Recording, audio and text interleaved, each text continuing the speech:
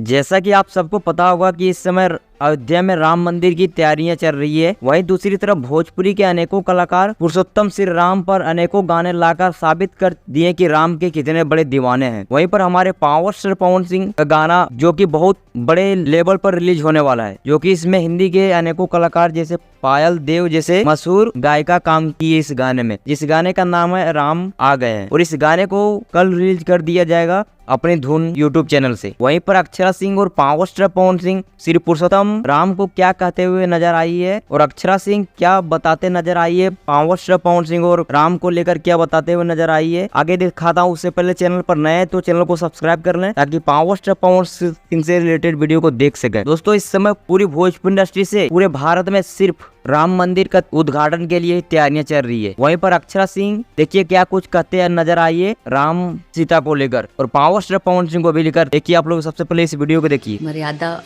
पुरुषोत्तम राम, मुझे ऐसा लगता है एक चरित्र है राम। देखिए अक्षरा सिंह ने कहते नजर आइए कि श्री राम पुरुषोत्तम कितने बड़े महान व्यक्ति थे। आपको क्या लगता है कि पावर स्टार पवन सिंह का यह गाना कितना बजट का होने वाला है, और भोजपुरी में अभी आए गए जितने भी गाना है उससे क्या अलग होगा श्री राम पुरुषोत्तम पर जो गाना आया है पावर स्टार पवन सिंह का जो कल रिलीज होने वाला है? हमें कमेंट में बताइए। बाकी मैं मिलूंगा किसी और नए वीडियो में, तब तक जय हिंद, वंदे मातरम।